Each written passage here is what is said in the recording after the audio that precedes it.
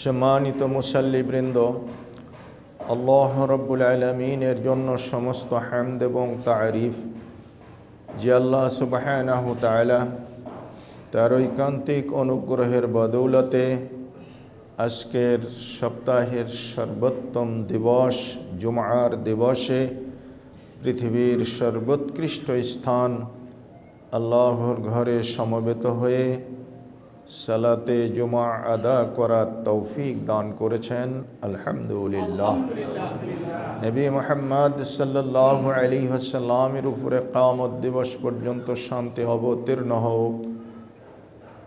যে নবী করিম সাল্লাল্লাহু আলাইহি ওয়াসাল্লাম তার দীর্ঘ 23 বছরের নবুয়তি জিন্দেগিতে ইসলামের খুঁটিনাটি বিষয়সহ প্রত্যেকটি দিক ও বিভাগ আমাদের সামনে সুস্পষ্ট রূপে বর্ণনা করে রিসালাতের সুমহান দায়িত্ব পালনের মাধ্যমে আপন প্রভুর কাছে প্রত্যাবর্তন করেছেন, অর্থাৎ তিনি ইন্তেকাল করেছেন। সেই নবীর উপরে কিয়ামত দিবস পর্যন্ত শান্তি অবতীর্ণ হোক। সবাই বলি আমিন। সম্মানীয় মুসাল্লিবৃন্দ, আজকের খুতবার আলোচ্য বিষয় হচ্ছে কিয়ামতের ভয়াবহ অবস্থা। আল্লাহ রাব্বুল আলামিন আখিরাতকে সত্য হিসাবে আমাদের সামনে ঘোষণা করেছেন, তাই আখিরাত সত্য। নবী মুহাম্মদ রাসূলুল্লাহ সাল্লাল্লাহু আলাইহি ওয়াসাল্লাম আখিরাতের ব্যাপারে আমাদেরকে সজাগ করেছেন, অতএব আখিরাত সত্য।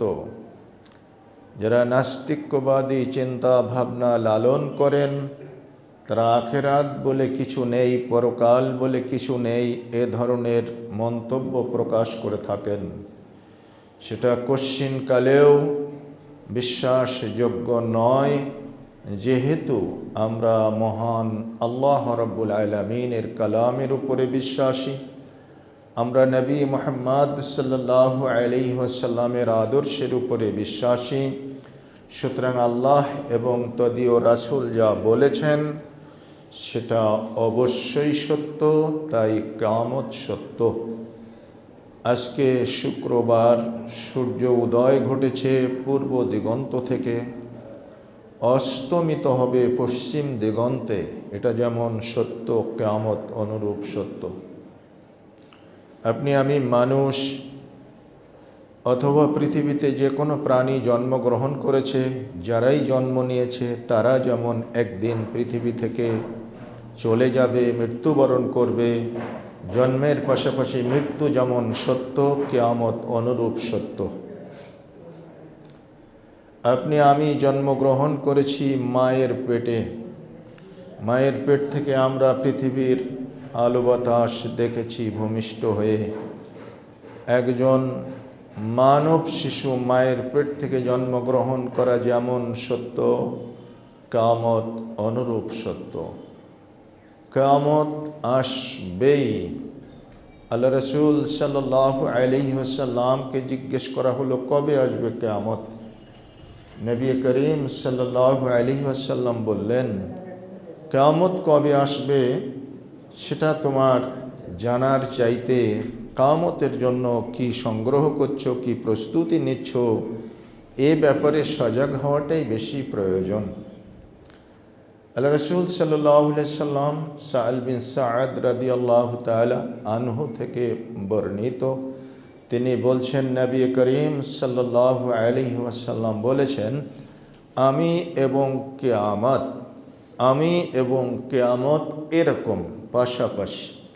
দুটো আঙ্গুল তিনি উত্তোলন করলেন, এটার নাম শাহাদা আর এটার নাম তর্জনী।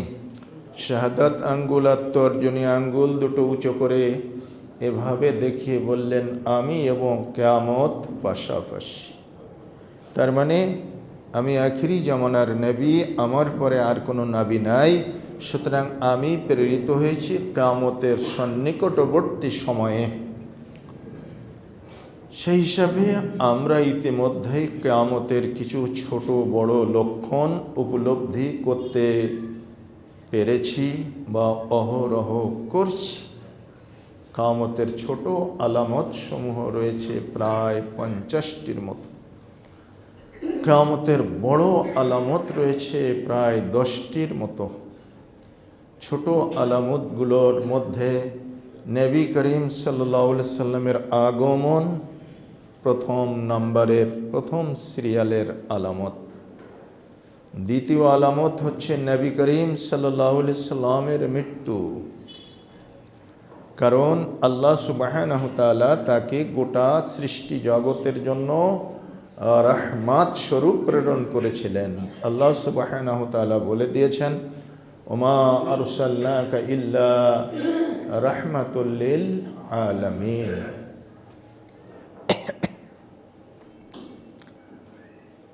ওমা আরসালনাকা ইল্লা রাহমাতাল লিল আলামিন। এই ঘোষণা দিয়ে আল্লাহ তাকে গোটা সৃষ্টি জগতের জন্য রহমতের পিণ্ডলি হিসাবে পরিচয় দিয়েছেন। সুতরাং সেই রহমতের পুত্তলি আমাদের মাঝখানে থাকবে আর কিয়ামত সংগঠিত হবে, এটা সম্ভব নয়। তাই অবশ্যই কিয়ামত সংগঠিত হবে নবী করিম সাল্লাল্লাহু আলাইহি সাল্লামের চলে যাবার পর। তো তিনি চলে গেছেন, তো কিয়ামত আরও সন্নিকটবর্তী হয়ে গেছে। তো কিয়ামতকে বিশ্বাস করতে মানুষের খুব কষ্ট হয়েছে, এখনও কারো কারো হয়। কিয়ামতকে বিশ্বাস করতে, সৃষ্টিকর্তাকে বিশ্বাস করতে, আখিরাতকে বিশ্বাস করতে। ওয়াদারাবা লানা মাসালান ওয়া নাসিয়া খালকাহ ওয়ালা মান ইউহিল ইযআমা ওয়া হিয়া রামীম। আল্লাহ রাব্বুল আলামিন সূরা ইয়াসিনের 78 নম্বর আয়াতে বলছেন যে তারা, হে নবী, তোমার সামনে দৃষ্টান্ত পেশ করে। এর মধ্যে আসেম বিন আদি, কাব বিন উবাই, এ ধরনের বড় বড় কাফের ছিল। তারা লেবার নিয়ে মাটি খনন করতেছিল। তো মাটি খনন করার সময়তে কিছু প্রাচীন কালের মৃতদেহের অবশিষ্টাংশ পেল, হাড়ের সন্ধান পেল। সেই হাড্ডিটা এত দীর্ঘদিনের হাড্ডি যে ওটা একেবারে হাতে পিষ্ট করতেই একেবারে বালুকণার মতো, ধুলো বালির মতো হয়ে গেল, পাউডারের মতো হয়ে গেল। তো তখন তারা ছুটে এসেছে রাসূল সাল্লাল্লাহু আলাইহি সাল্লামের কাছে, এসে বলছে যে হে মুহাম্মদ সাল্লাল্লাহু আলাইহি ওয়াসাল্লাম, হে মুহাম্মদ সাল্লাল্লাহু আলাইহি ওয়াসাল্লাম, তুমি কি মনে করো এগুলোই আবার আল্লাহ সুবহানাহু তাআলা জীবিত করবেন? এটা আবার দৈহিক অবয়বে তিনি রূপ দান করবেন? এটা কি মনে করো? এটা কেমনে সম্ভব? তাই আল্লাহ সুবহানাহু তাআলা বলছেন যে ওয়াদারাবা লানা মাসালান ওয়া নাসিয়া খালকাহ। হে নবী, ওরা আপনার সামনে যে দৃষ্টান্ত পেশ করছে যে এই ধুলি কণার মতো হাড়ের গুড়ি থেকে আল্লাহ কেমনে মানুষ তৈরি করবেন, আবার পুনরুত্থান কেমনে হবে, তাদেরকে বলুন, কুল ইউহয়িহাল্লাযী আনশাহা আউওয়ালা মাররা ওয়া নাসিয়া খালকা। যারা এটা বলছে তারা তাদের নিজেদের সৃষ্টির কথাটা ভুলে গেছে। কারণ তাদেরও একসময় কোনো অস্তিত্ব ছিল না। যে মায়ের পেটে এসেছে সে মাও জানতো না, সেও মা জানতো না যে আমার ছেলেটা সাদা হবে না কালো হবে, আমার পেটের সন্তান মেয়ে হবে না পুরুষ হবে, ওটা কানাখোড়া হবে না সুস্থ সবল হবে, ও মাও জানতো না, ওর বাবাও জানতো না। ও স্বামী স্ত্রী একত্রিত হওয়ার আগ পর্যন্ত এর অস্তিত্বই কেউ কোনোদিন কল্পনা করেনি। তা আল্লাহ সুবহানাহু তাআলা বলছেন ওয়া নাসিয়া খালকা। আরে ও যে কথাটা বলছে ও ওর সৃষ্টির বিষয়টি ভুলে গেছে। কারণ এখন তো হাড়ের গুড়ি আছে, হাড়ের গুড়ি তো দূরের কথা, ওর কোনো অস্তিত্ব ছিল, ওর কোনো ফটোও ছিল না। কোনো মডেল ছিল না, ওর পিতামাতারও ধারণা ছিল না যে আমাদের ঘরে একটা সন্তান আসবে, কিন্তু আমি দিয়েছি, তৈরি করেছি ওকে। সেই নালায়েক আজকে তোমার সামনে বলছে যে তুমি কি বলতে চাও হে মুহাম্মদ যে এর থেকে আল্লাহ মানুষ তৈরি করবেন? কিভাবে সম্ভব? তো হে নবী, আপনি উত্তরে এতটুকু বলুন, কুল ইউহয়িহাল্লাযী আনশাআহা আউওয়ালা মাররা, তিনি এটাকে জীবিত করবেন যিনি তোমাদের প্রথম মানুষটিকে কোনো অবয়ব ছাড়া, ফটো ছাড়া, তারপরে কোনো রকমের নকশা ছাড়া, কোনো রকমের গুড়ি ছাড়া, কোনো রকমের মাল মেটেরিয়াল ছাড়া, একবারে মাদুম থেকে, একেবারে শূন্য থেকে, জিরো থেকে, অস্তিত্বহীন থেকে অস্তিত্বে এনে একটা মানুষ তৈরি করেছিলেন। আউওয়ালা মাররা, প্রথম মানুষটা তিনি যেভাবে তৈরি করেছিলেন, সেদিন তো হাড়ের গুড়ি তো দূরের কথা, কিছুই ছিল না। তো তিনি তো তৈরি করেছিলেন মানুষ। তো সেই সৃষ্টিকর্তা যে আবার তোমাদেরকে তৈরি করে কিয়ামতের মাঠে উঠাবেন, ওহুয়া বিখালকিন আলিম, তিনি সৃষ্টির ব্যাপারে অত্যন্ত প্রাজ্ঞ, সৃষ্টির ব্যাপারে তিনি এমন কারুকার্য জানেন, এমন ইঞ্জিনিয়ারিং প্ল্যান তার কাছে আছে, কেউ রেহাই পাবে না, সব উত্থিত হবে। যাকে কুমিরে খেয়েছে, বাঘে খেয়েছে, সাপে খেয়েছে, ধ্বংস হয়ে গেছে, চাপা পড়ে নিশ্চিহ্ন হয়ে গেছে, যাকে মানুষ কবর দিতে পারে নাই, সেও যে সেই দিন উত্থিত হবে। কিভাবে উত্থিত হবে? আল্লাহ সুবহানাহু ওয়া তাআলা সূরা তাহার ৫৫ নম্বর আয়াতে বলছেন, মিনহা খালাকনাকুম, এ মাটি থেকে আমি তোমাদেরকে সৃষ্টি করেছিলাম, ওয়া ফিহা নুঈদুকুম, আর আমি তোমাদের এই মাটিতেই ফিরিয়ে দেব, মাটিতেই মিশিয়ে দেব। ওয়া মিনহা নুখরিজুকুম তারাতান উখরা, আর আমি এই মাটি থেকে তোমাদের দ্বিতীয় দফা আবার উত্থান ঘটাবো, এই মাটি থেকে আবার বের করে নিয়ে আসবো। আর এই মাটি থেকে কিভাবে বের করবেন সেটা একেবারেই আল্লাহ সুবহানাহু ওয়া তাআলার কাছে সহজতম বিষয়। সূরা ইয়াসিন ৫১ নম্বর আয়াত, আল্লাহ বলছেন, ওয়ানফিখা ফিস-সূরি ফাইদা হুম মিনাল আজদাসি ইলা রাব্বিহিম ইয়ানসিলুন। ওয়ানফিখা ফিস-সূর, সেদিন সিংহায় ফুৎকার দেওয়া হবে, একেবারে লাস্ট দফা। ইসরাফিল যখন সিংহায় ফুৎকার দিবেন, ফাইদা হুম মিনাল আজদাস, তখন সমাধি ক্ষেত্রগুলো থেকে দেহ নিয়ে প্রাণী বেরিয়ে আসবে, প্রাণী জগৎ সবাই বেরিয়ে আসবে, কিন্তু সবাইকে জীবন্ত করা হবে, সবাই দৈহিক অবয়ব নিয়েই বেরিয়ে আসবে, সবার দেহ তৈরি হয়ে যাবে। যার অস্তিত্ব নাই, যাকে কবরস্থ করতে পারেননি, মহাসমুদ্রে বিলীন হয়ে গেছে, মাছে খেয়ে ফেলেছে, কুমিরে হাঙ্গরে খেয়ে ফেলেছে, বাঘে খেয়ে ফেলেছে, ওটাকেও আল্লাহ সুবহানাহু ওয়া তাআলা দৈহিক অবয়ব দিয়ে জীবন্ত করবেন। ইলা রাব্বিহিম ইয়ানসিলুন, এবং তারা তাদের মহান রব্বে করিমের দিকে মহাযাত্রা করবে, তারা সেই দিকে সমাবেশ ঘটাবে, আল্লাহ পাকের সামনে তারা উত্থিত হবে, তারা সেখানে সমবেত হবে। এখানে কোনো রকমের সন্দেহের বালাই নেই। যে সিংহটা ইসরাফিল আলাইহিস সালাম, চারজন প্রধান ফেরেশতার অন্যতম একজন ফেরেশতা, এভাবেই হাতে নিয়ে বসে আছে, কোনো খেয়াল নেই পৃথিবীর, আকাশ ও পৃথিবীর কোনো বিষয়ের প্রতি তার বিন্দু মাত্র মনোনিবেশ নেই, শুধুমাত্র আল্লাহর হুকুমের অপেক্ষায় আছেন, যেই হুকুম করবেন সেই ফুঁক দিবেন, এক লহমা যেন দেরি না হয়। সাহাবায়ে কেরাম রিদওয়ানুল্লাহি আলাইহিম আজমাইনের সামনে এই হাদিস যখন নবীজি বর্ণনা করলেন, এই কাহিনী যখন বললেন, মেরাজ থেকে ফিরে এসে বহু সাহাবী ছিলেন জিন্দেগিতে আর হাসতে পারেননি, তারা বলতেন, কেমনে হাসি, ইসরাফিল যে সিংহা নিয়ে বসে আছে, আমার হাসি তামাশা করার সময় কোথায়, আমার রঙ্গ ব্যঙ্গ করার সময় কোথায়, আমার রঙ্গরাস করার সময় কই? যদি সিংহায় ফুৎকারটা দিয়েই বসে তাহলে তো সব শেষ হয়ে গেল। তারা এতটা কিয়ামতকে ভয় করতেন, কিয়ামতকে কাছাকাছি মনে করতেন। তো মানুষ উঠে যাবে সিংহায় ফুৎকার দেওয়ার পরে। কিভাবে উঠবে? আল্লাহ রসুল সাল্লাল্লাহু আলাইহি ওয়াসাল্লাম সেটা আয়েশা রাদিয়াল্লাহু তাআলা আনহাকে বর্ণনা করে শোনাচ্ছেন।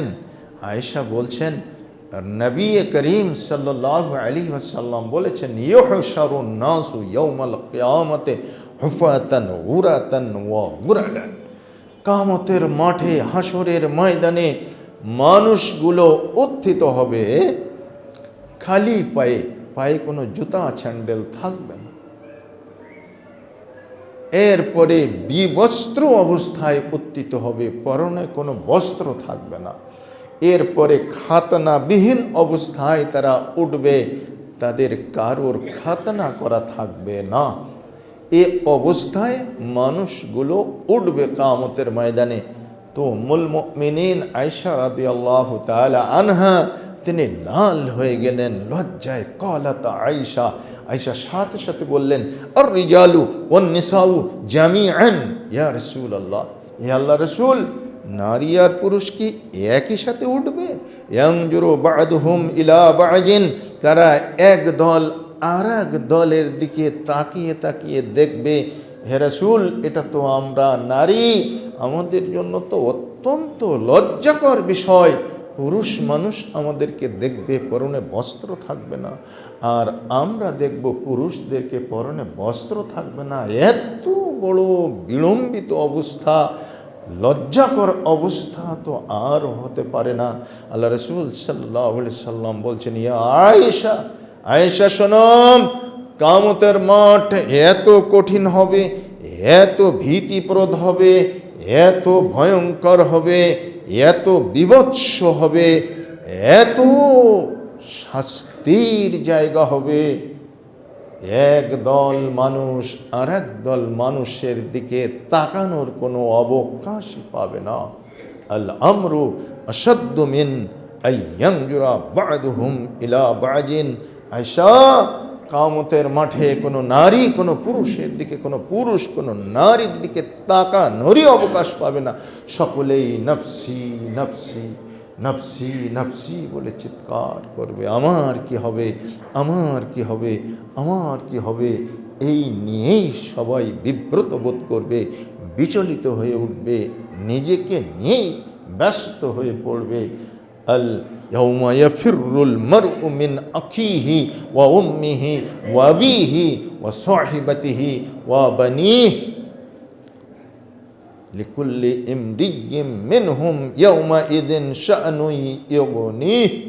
আল্লাহ পাক বলছেন, সেদিন মানুষ পিতা পুত্র থেকে ভেগে যাবে, মা সন্তান থেকে বিমুখ হয়ে যাবে, কারোর সাথে সম্পর্ক থাকবে না, ভাই ভাই থেকে পৃথক হয়ে যাবে, বন্ধু বন্ধু থেকে পৃথক হয়ে যাবে, স্বামী স্ত্রী থেকে পৃথক হয়ে যাবে। সকলেই যার যার আমল নিয়ে, যার যার পরিণতি ব্যস্ত হয়ে পড়বে। সকলেই নিজ নিজ পরিণতি সম্পর্কে এত ব্যস্ত হয়ে পড়বে যে সাধারণ মানুষ তো দূরের কথা, আম্বিয়ায়ে কেরাম আলাইহিমুস সালাতু ওয়াত তাসলিম, এই পৃথিবীতে আল্লাহ যাদেরকে নবী করে পাঠিয়েছেন তারা বেগুনাহ, তারা মাসুম, তারাও পর্যন্ত সেদিন নফসি নফসি করে নিজের কি হবে, নিজের কি হবে, নিজের কি হবে এজন্যই ক্রন্দন করবে।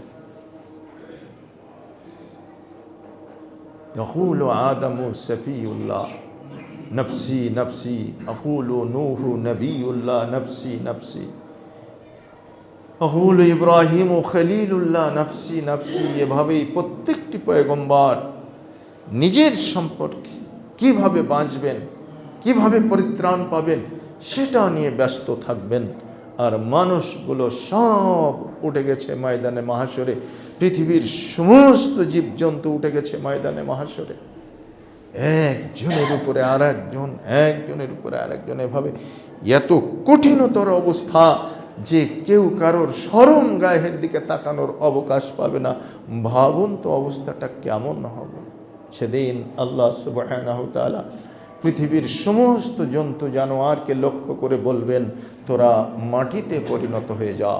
তাদের হিসাব হবে, তাদের জীবিত করবেন আল্লাহ পাক, তাদের হিসাব নেবেন।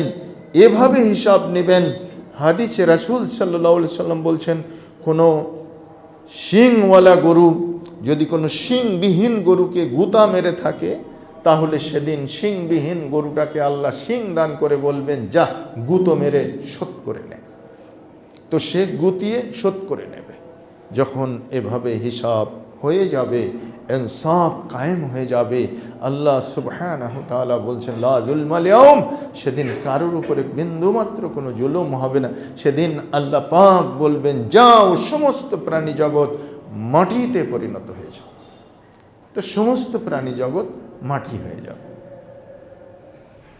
তো ওই মাটি কোথাকার হবে? হাসরের মাঠেরও হতে পারে, ওই মাটি জান্নাতেরও হতে পারে। ওই মাটি আল্লাহর ইচ্ছা অনুযায়ী আল্লাহ যা বলবেন সেভাবেই হয়ে যাবে।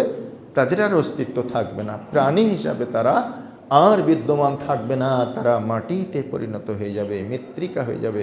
পাপী মানুষগুলো এইটা দেখে তারাও আরজু করবে আল্লাহ রাব্বুল আলামিনের কাছে। সেদিন কিয়ামতের কঠিনতম দৃশ্য দেখে, নিজের আমলনামা দেখে, নিজের পাপের ফিরিস্তি দেখে তারা বলতে থাকবে, ইয়া লাইতানি কুনতু তুরাবা, হে আল্লাহ, আজকে যদি আমরা মাটি হয়ে যেতে পারতাম, আজকে যদি আমি মাটি হয়ে যেতে পারতাম, তাহলে জীবনের তরে বেঁচে যেতাম, জীবনের তরে বেঁচে যেতাম। আল্লাহ সুবহানাহু ওয়া তাআলা বলবেন, না, আর মাটি হওয়ার কোনো সুযোগ কারোর নেই। মাটি হবে শুধুমাত্র পৃথিবীর জন্তু জানোয়ার যারা, তারাই। আর জিন এবং ইনসানকে আমি হিসাব গ্রহণের পরে আমি শাস্তির স্থানে পাঠাবো অথবা শান্তির স্থানে পাঠাবো। শাস্তির স্থানে যাবে যারা বদকার, যারা বদভক্ত পাপী, তারা জাহান্নামে যাবে, আর যারা নেককার মানুষ তারা যাবে জান্নাতে। তো এই কঠিন অবস্থার ভিতর দিয়ে মানুষের হিসাব শুরু হবে না। সূর্য মাত্র আধা হাত, এক হাত বলে আমাদের ওয়াইজিনরা বলে থাকেন, কিন্তু এটা 1 মাইল বা আধা মাইল হিসাবে আল্লাহ রাসূল সাল্লাল্লাহু আলাইহি সাল্লাম উল্লেখ করেছেন। যেই সূর্য আজকে 9,30,00,000 মাইল দূর থেকে কিরণ বিকিরণ করছে, পৌষ মাসেও আজকে আমরা শীত অনুভব করছি না। সূর্যের আলোতে গেলেই গা ঘেমে যাচ্ছে, গরম অনুভব করছি। আর গরমের মৌসুমে তো আহারে খালি খালি ফ্যানের বাতাস খেয়েও আমরা সহ্য করতে পারি না, এসি লাগাতে হয়। এসি না দিলে সেই দাবাদহ, সেই তাপমাত্রা আমরা সইতে পারি না। 9,30,00,000 মাইল দূরের সূর্যটা যখন আপনার আমার মাথার উপরে 1 মাইল বা আধা মাইল দূর থেকে কিরণ বিকিরণ করবে, সেই দিনের অবস্থাটা একটু অনুমান করুন। মানুষের মৃত্যু হবে না, মানুষ আযাবের ভিতরে থাকতে থাকতে থাকতে থাকতে মানুষ এত অতিষ্ঠ হয়ে যাবে, মানুষ এত কঠিন পরিস্থিতির সম্মুখীন হবে, সকলেই বলবে যে হিসাবটা যদি শুরু হতো বেঁচে যেতাম। হিসাবের পরে জান্নাত পেলেও খুশি, জাহান্নাম পেলেও খুশি। আরে জান্নাতে যদি না যাই তবুও ভালো, হিসাবের মাঠের এই যে শাস্তি, এইটা থেকে তো বেঁচে যাচ্ছি, তো জাহান্নামেই না হয়ে গেলাম। তো আল্লাহকে হিসাবটা শুরু করতে বলো না, আল্লাহ হিসাবটা শুরু করুক না। শুরু করলে তো একদিন শেষ হবে, হিসাবের পরে তো আমরা সবাই শেষ হয়ে যাচ্ছি। তো আল্লাহ হিসাব শুরু করবেন না।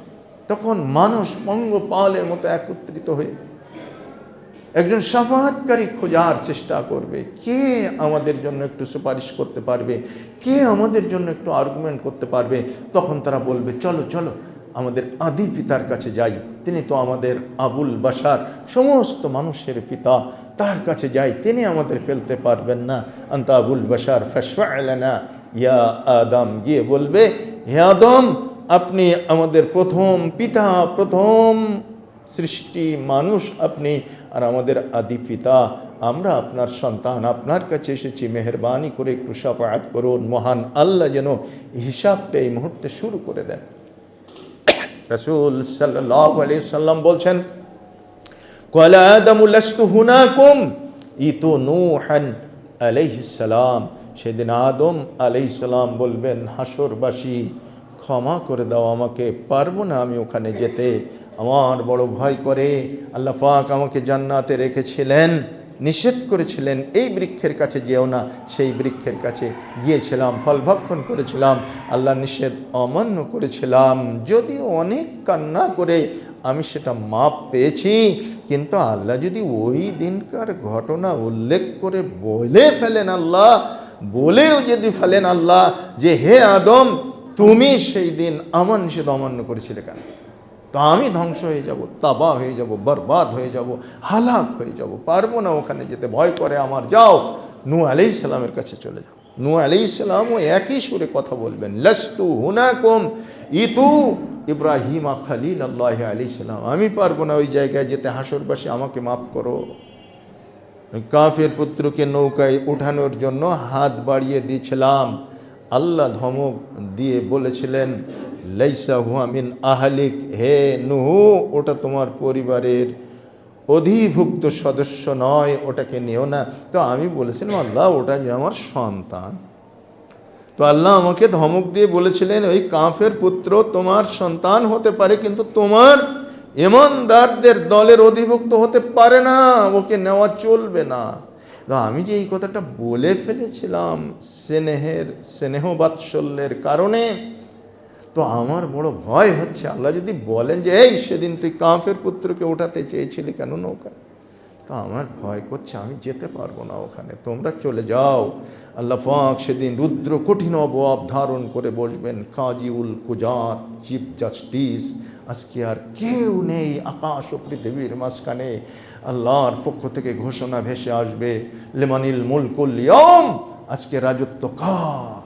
পৃথিবীর সমস্ত রাজা, বাদশাহ, সম্রাট, সম্রাজ্ঞী সবাই মূর্ছিত হয়ে যাবে কিয়ামতের মাঠে, তাদের সংজ্ঞাহীন অবস্থায় পড়ে থাকতে দেখা যাবে। এই ঘোষণার পরে কেউ উত্তর দেওয়া তো দূরের কথা, এ ঘোষণায় অবজর্ভ করতে পারবে না। অদৃশ্য থেকে আওয়াজ ভেসে আসবে, লিল্লাহিল ওয়াহিদিল কাহ্হার, একমাত্র মহান প্রতাপান্বিত সম্রাট, রাজাধিরাজ আল্লাহ পাকের রাজত্ব, সেই কাহ্হার অবয়ব ধারণ করে আল্লাহ সুবহানাহু ওয়া তাআলা বসেছেন আজকে কুরসির উপরে। তিনি কাজিউল কুজাত, চিফ জাস্টিস, আকাশ ও পৃথিবীর মাঝখানে, গোটা মখলুকাতের মধ্যে আর কেউ নেই, তিনি একমাত্র বিচারক। আর তার বিচার সূক্ষ্ম বিচার, তার বিচার নিরপেক্ষ বিচার, তার বিচার হচ্ছে একেবারেই 100-তে 100 খাঁটি বিচার, ন্যায় বিচার। কে যাবে? মানুষ ছুটতে ছুটতে চলে যাবে ইব্রাহিম খলিলুল্লাহ আলাইহিস সালামের কাছে। নূহ বলবেন যাও ইব্রাহিমের কাছে যাও। ইব্রাহিম আলাইহিস সালাতু ওয়াস সালাম, আপনি খলিলুল্লাহ, হে ইব্রাহিম আপনি আমাদের জন্য একটু শাফাআত করুন। শুনুন শুনুন ইব্রাহিম, এতটুকু শাফাআত যে মহান আল্লাহ যেন হিসাবটা এই মুহূর্তে শুরু করে দেন।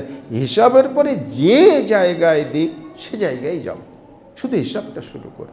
তো ইব্রাহিম আলাইহিস সালাম বলবেন, লাস্তু হুনাকুম ইতু মুসা কালিমুল্লাহ আলাইহিস সালাম। বুখারী শরীফ জিলদে সানি কিতাবুত তাফসীরের ভিতরে এই হাদিসটা, লম্বা হাদিস বর্ণিত হয়েছে। আল্লাহ রাসূল সাল্লাল্লাহু আলাইহি সাল্লাম বলছেন, ইব্রাহিমও সেদিন পারবেন না, তিনি বলবেন মুসা আলাইহিস সালামের কাছে চলে যাও।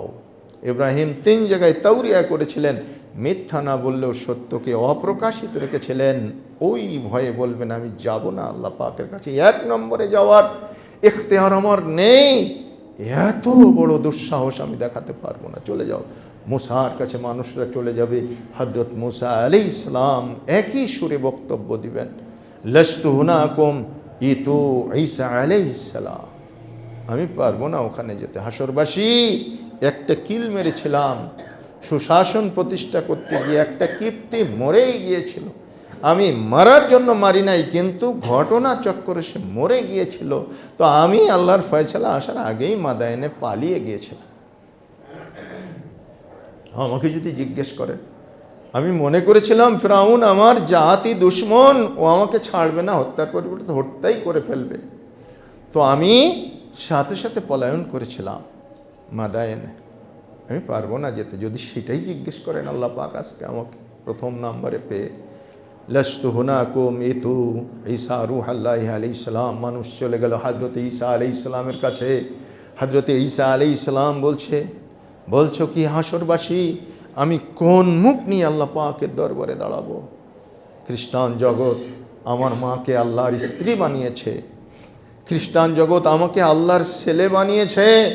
আমার বড় ভয় করে, বুকটা দুরু দুরু করে খ্রিস্টানদের এই অপকর্মের কারণে। আল্লাহ যদি আমাকে জিজ্ঞেস করে বসেন, এই বনি ইসরাইলরা তোকে কেন আমার বেটা বানালো, তোর মাকে কেন আমার বিবি বানালো, বল হে ঈসা তুই কি শিখিয়েছিলি, কি বলেছিলি? আমার বড় ভয় করছে আমার উম্মত এই গর্হিত কাজ করার কারণে আল্লাহ যদি আমাকে জিজ্ঞেস করেন, আমি ফেসে যাব। ভাই আমি পারবো না ওখানে যেতে। আজকে কেউ পারবে না আমার মনে হচ্ছে, কেউ পারবে না। একজন পয়গম্বর আছেন, তিনি পারতে পারেন। কে? মুহাম্মদ রাসূলুল্লাহ সাল্লাল্লাহু আলাইহি সাল্লাম। ইতু ইলাইহি, যাও তার কাছে যাও, মুহাম্মদ সাল্লাল্লাহু আলাইহি সাল্লামের কাছে যাও, তিনি পারতে পারেন, তাছাড়া আর কেউ পারবেন না। তো মানুষেরা হযরতে মুহাম্মদ সাল্লাল্লাহু আলাইহি সাল্লামের কাছে গিয়ে বলবে, আনতা সাইয়্যিদুল মুরসালিন ফাশফা' লানা ইয়া মুহাম্মদ, হে নবী আপনি সমস্ত দুনিয়ার পয়গম্বরদের নেতা সরদার, আপনার কাছে এসেছি, মেহেরবানি করে আমাদের জন্য একটু শাফাআত করুন। সকলের কাছে গিয়েছিলাম, কেউ শাফাআত করেনি। রাসূল সাল্লাল্লাহু আলাইহি সাল্লাম গোটা হাসরবাসীর এই বিপর্যস্ত অবস্থা দেখে বরদাস্ত করতে পারবেন না। আল্লাহ রাসূল বলছেন, হ্যাঁ এই কাজের জন্য আল্লাহ আমাকেই মুকাররার করেছেন, আমাকে নিযুক্ত করেছেন, কিন্তু আমি কি দিয়ে শুরু করব, কোথা থেকে শুরু করব? আল্লাহ পাকের এই রুদ্র কঠিন অবয়বের সামনে আমি কি বলে দাঁড়াবো, কি বলে আমি স্টার্ট করব, আমার আর্গুমেন্টটা প্লেস করব, কি বলে? আমি বড় চিন্তিত হয়ে পড়ব। হঠাৎ আমি আরশে আজিমের নিচে সেজদায় পড়ে যাব, সেজদায় পড়ে ডুকরে ডুকরে আমি কাঁদতে থাকবো, আর আমার রবের প্রশংসা কীর্তন করতে থাকবো, আমার রবের চিত্ত সেনা বর্ণনা করতে থাকবো। আমার রব আমার কান্না শুনে তিনি দয়ালু দয়াদ্র হৃদয়ে আমাকে ডাক দিয়ে বলবেন, ইরফা রা'সাকা ইয়া মুহাম্মদ, হে মুহাম্মদ সাল্লাল্লাহু আলাইহি সাল্লাম মাথা উত্তোলন করুন, মাথা উত্তোলন করুন। কিন্তু আমি মাথা উঠাবো না, আমি কাঁদতেই থাকবো, ডুকরে ডুকরে কাঁদবো। রব্ব করিম আমার কান্নার আওয়াজ শুনে দ্বিতীয় দফা আবারও ডাক দিবেন, ইরফা রা'সাকা ইয়া মুহাম্মদ, হে নবী মুহাম্মদ সাল্লাল্লাহু আলাইহি সাল্লাম মাথা উত্তোলন করুন। কতদিন পরে ডাকবেন দ্বিতীয়বার আমি জানি না, যতদিন পরে আল্লাহর খুশি ততদিন পরে তিনি আমাকে ডাক দিবেন, কিন্তু দ্বিতীয় দফা ডাকার পরেও আমি মাথা উঠাবো না। রাসূল বলছে মাথা উঠাবো। তো আবার তৃতীয় দফা আল্লাহ পাক আমাকে ডাক দিবেন, আমি কাঁদতেই থাকবো, আর আমার রবের চিত্ত সানা বর্ণনা করতে থাকবো, প্রশংসা কীর্তন করতে থাকবো। আমার রব তৃতীয় দফা আমাকে ডাক দিয়ে বলবেন, ইরফা রা'সাকা ইয়া মুহাম্মদ ইশফা তুশাফা সাল তু'তা, হে নবী মুহাম্মদ সাল্লাল্লাহু আলাইহি সাল্লাম মাথা তুলুন আর আপনি শাফাআত করুন, আপনার শাফাআত আমি আল্লাহ কবুল করে নেব। ওয়াসাল তু'তা, আপনি আমার কাছে চান, যা চাবেন আমি আল্লাহ তাই দিয়ে দিব। আল্লাহ নবী বলছেন আমি তখন মাথা উঠাবো। আমি এর আগে 2 বার ডেকেছেন আল্লাহ, কিন্তু মাথা তুলতে বলেছেন, কি দিব বলেননি, তাই আমি মাথা উঠাইনি। আজকে ডাক দিয়ে আল্লাহ বলেছেন মাথা উঠান, শাফাআত করলে কবুল করা হবে, চাইলে দিয়ে দেওয়া হবে। আমি সেই সুযোগে মাথা উঠাবো। আমার রব্বুল আলামিন রহমান অবয়াব ধারণ করবেন, রহিম অবয়াব ধারণ করে বলবেন তোমার উম্মতকে পাঠাও হিসাবের জন্য। আমি তখন আমার উম্মত খুঁজে খুঁজে হিসাবের জন্য আল্লাহ পাকের কাছে পাঠাবো। যেহেতু আমার উম্মত একেবারেই শেষে এসেছে, যদি সিরিয়াল মেনটেন করে আল্লাহর সামনে যেতে হয় তাহলে ওরা ধ্বংস হয়ে যাবে, বরবাদ হয়ে যাবে। তাই আল্লাহ আমার সম্মানার্থে আমার উম্মতে মুহাম্মাদিকে আগেই ডাক দিবেন, ওদেরকে পাঠিয়ে দাও। সাহাবীরা অত্যন্ত হতাশ হয়ে পড়লেন। কিয়ামতের এই কোটি কোটি কোটি কোটি কোটি মানুষের ভিতর থেকে আপনি আমাদের কিভাবে চিনে আল্লাহ পাকের সামনে প্লেস করবেন? রাসূল সাল্লাল্লাহু আলাইহি সাল্লাম বললেন, হে সাহাবায়ে কেরাম শোনো, এই আরব ভূখণ্ডে বিশাল মরুভূমির ভিতরে যদি লক্ষ লক্ষ ঘোড়া ছেড়ে দেওয়া হয়, আর সেই ঘোড়াগুলোর ভিতরে যদি কিছু ঘোড়া, গুটি কতক ঘোড়া পাকারা থাকে, কপালে চিতা রয়েছে, গায়ে ডোরা কাটা রয়েছে, সাদা কাটা আর সাদা কালো, এরকম যদি পাকারা ঘোড়া ছেড়ে দেওয়া হয়, তাহলে ওই পাকারা ঘোড়াগুলাকে তোমরা কি শনাক্ত করতে, আলাদা করতে সক্ষম হবে? তো সাহাবায়ে কেরাম রিদওয়ানুল্লাহি আলাইহিম আজমাইন বললেন, জি হ্যাঁ ইয়া রাসূলুল্লাহ, অতি সহজেই আমরা এটাকে বাছাই করে আলাদা করে দিতে পারবো। বিশ্বনবী মুহাম্মদ সাল্লাল্লাহু আলাইহি সাল্লাম বললেন, কিয়ামতের মাঠে আমি আমার উম্মতকে দূর দূরান্ত থেকে চিনে ফেলতে পারবো, কারণ গুররাম মুহাজ্জালিন, তাদের অজুর অঙ্গ প্রত্যঙ্গ থেকে একটা আলোক বর্তিকা বিচ্ছুরিত হতে থাকবে। ওই যে লাইট জ্বলছে আপনারা দেখছেন, রাতের বেলা লাইট জ্বলে, বাল্ব জ্বলে, টিউব জ্বলে, আমরা দেখি আলোকমালা বিচ্ছুরিত হয়, একটা ফোকাস পড়ে। হ্যাঁ, ওরকম আমাদের হাতের কবজি পর্যন্ত ধৌত করি অজু করার সময়, আমাদের কনুই পর্যন্ত ধৌত করি অজু করার সময়, মুখমণ্ডল ধৌত করি, টাকনুর উপর পর্যন্ত ধৌত করি, এই জায়গাগুলা থেকে ওরকম ফোকাস বের হবে, আলোকমালা বিচ্ছুরিত হতে থাকবে, আলোক বর্তিকা সেটা দুটি প্রকাশিত হবে, যে কারণে আমি দেখতে পাবো ওই যে আমার উম্মত, ওই যে আমার উম্মত, ওই যে আমার উম্মত। আমি তাদেরকে ডেকে এনে আল্লাহ পাকের সামনে প্লেস করব, হে আল্লাহ এটা আমার উম্মত, আল্লাহ তুমি সাহিল করে দাও, আল্লাহ তুমি সহজ করে দাও, আল্লাহ তুমি মাফ করে দাও, আল্লাহ তুমি জাহান্নাম থেকে বাঁচিয়ে দাও। এভাবে শত অনুনয় বিনয় করে আমি তোমাদের জন্য শাফাআত করব। কিন্তু যদি তোমাকে আমি চিনতে না পারি তাহলে তুমি তো মাহরুম ও শাফাআত থেকে মাহরুম হয়ে যাবে। আর চিনতে পারার জন্য আইডেন্টিটি কার্ড হচ্ছে সালাত। যার সালাত নেই তার ওযু নেই, তো অজু যে করেনি ওর তো অঙ্গ প্রত্যঙ্গ থেকে ফোকাস আসবে না, তাহলে সে বিশ্বনবীর পরিচিতি থেকে আউট হয়ে গেল। এজন্য সালাত হচ্ছে আইডেন্টিটি কার্ড, আর সালাতের জন্য চাই মসজিদ। এজন্য আপনারা আলহামদুলিল্লাহ সুম্মা আলহামদুলিল্লাহ অনেক সুন্দর করে সুরম্য হরম্য করে অনেক চাকচিক্যপূর্ণ মসজিদ করেছেন, ফালিল্লাহিল হামদ। শুধু মসজিদের চাকচিক্য বাড়ালে হবে না, ইমানের চাকচিক্য বাড়াতে হবে, ইমানের টাইলস বসাতে হবে, ইমান চকচকা করতে হবে। আর তার জন্য চাই হকের দাওয়াত।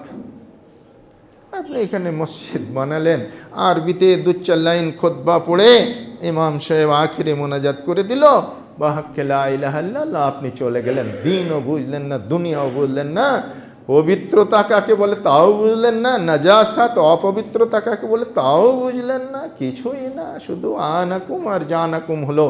এরকম মসজিদ তৈরি করে জাতিকে ঠিক হকের উপরে সমবেত করা যাবে না। তাই চাই এখান থেকে হকের প্রচার, আর তার জন্য মুহাক্কিক উলামায়ে কেরামকে এভাবে বাই রোটেশন আপনাদের সামনে প্লেস করতে হয়, আপনাদের সামনে উপস্থাপন করতে হয়। তো এখান থেকে দূর দূরান্ত থেকে আমি সেই ভোর 4টায় রওনা দিয়ে আপনাদের এখানে পৌঁছেছি, খুলনা থেকে আবার ফিরে যাব। এভাবে কেউ রাজশাহী থেকে, কেউ পাবনা থেকে, কেউ ঢাকা থেকে, কেউ চিটাগাং থেকে আসেন। এই আসা যাওয়া প্লাস মসজিদের এন্টারটেনমেন্ট অনেক খরচা রয়েছে, যেটা শুধুমাত্র মুসল্লিদের পকেটে নিংড়ানো জিহাদি সওগাত থেকে সরবরাহ হয়ে থাকে।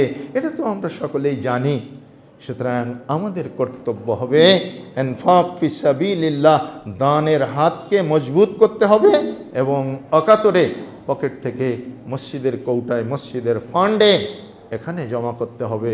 তাহলে এভাবে আপনাদের সামনে হকপন্থী আলেমদেরকে ডেকে গুরুত্বপূর্ণ খুতবা উপস্থাপন করা সম্ভব হবে, যাতে করে মুসাল্লিগণ এবং অন্যান্য জাতির লোকেরা যারা এটা শুনবে তারা উপকৃত হবেন, তারা আলোকিত হবেন, তাদের ভিতর থেকে অন্ধকার দূরীভূত হবে।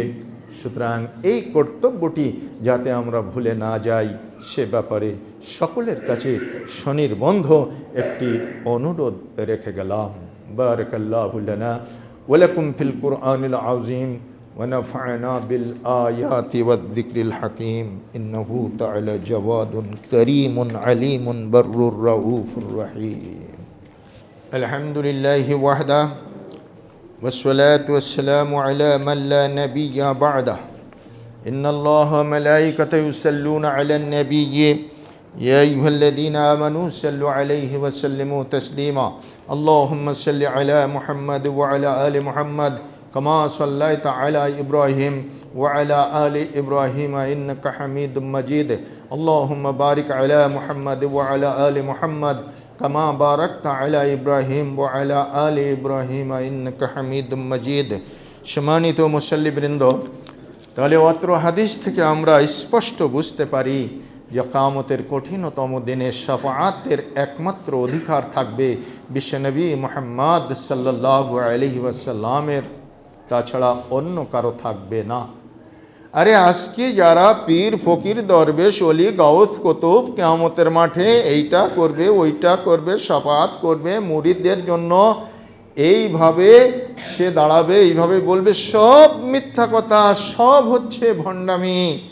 যেখানে অন্যান্য পয়গম্বরগণ পারলেন না আল্লাহ পাকের দরবারে দাঁড়াতে, সেখানে কি কোনো পীর ফকির দরবেশ অলি গাউস কুতুব তারা কি পারে? একটা বাচ্চা ছেলেকেও যদি জিজ্ঞেস করা হয় পীর বড় না নবী বড়, সে বলবে নবী বড়। তা নবীরা যেখানে ঠাঁই পেলেন না, সেখানে এই সমস্ত অমুক পীর তমুক পীর, বড় পীর, মেজ পীর, সেজ পীর, কামেল পীর, হ্যাঁ ল্যাংটা পীর, তেনা পীর, ঢেলা পীর ইত্যাদি ইত্যাদি। এ ভাবেন কি করে? জাতিকে আজকে বিভ্রান্তির ভিতরে ফেলে দিয়েছে একদল উলামায়ে কেরাম। দুনিয়াবি স্বার্থ সিদ্ধি করার জন্য জাতির সামনে ভুল উপস্থাপনা পেশ করেছে। এই জন্যই হকপন্থী আলেম ওলামাদেরকে ডেকে খুতবার ব্যবস্থা করা এবং দিন প্রচারের ব্যবস্থা করা একান্তই জরুরি। ঠিক সেই লক্ষ্য সামনে নিয়েই অত্র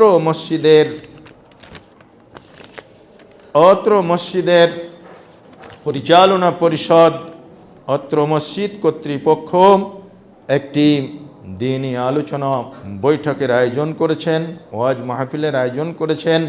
আগামী 1 জানুয়ারি আপনাদের এই মসজিদের আশেপাশে মসজিদেই অনুষ্ঠিত হবে।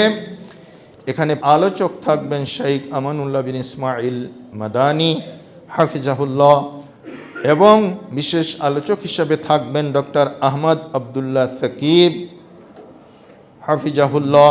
তিনি হাদিস ফাউন্ডেশন শিক্ষা বোর্ডের সম্মানীয় চেয়ারম্যান। তিনি ভ্রান্ত ফিরকার বিষয়ে আলোচনা করবেন। শেখ আমানুল্লাহ মাদানী বিভিন্ন বিষয়ের উপরে আলোচনা করবেন, পাঁচমিশালি আলোচনা। আর মাহমুদ বিন কাসিম আলোচনা করবেন ফিতনা। আর সভাপতিত্ব করবেন মোহাম্মদ আব্দুল ওয়াদুদ, সাধারণ সম্পাদক আহলে হাদিস আন্দোলন বাংলাদেশ, ঢাকা জেলা। সুতরাং আপনারা সেখানে সকলেই আমন্ত্রিত।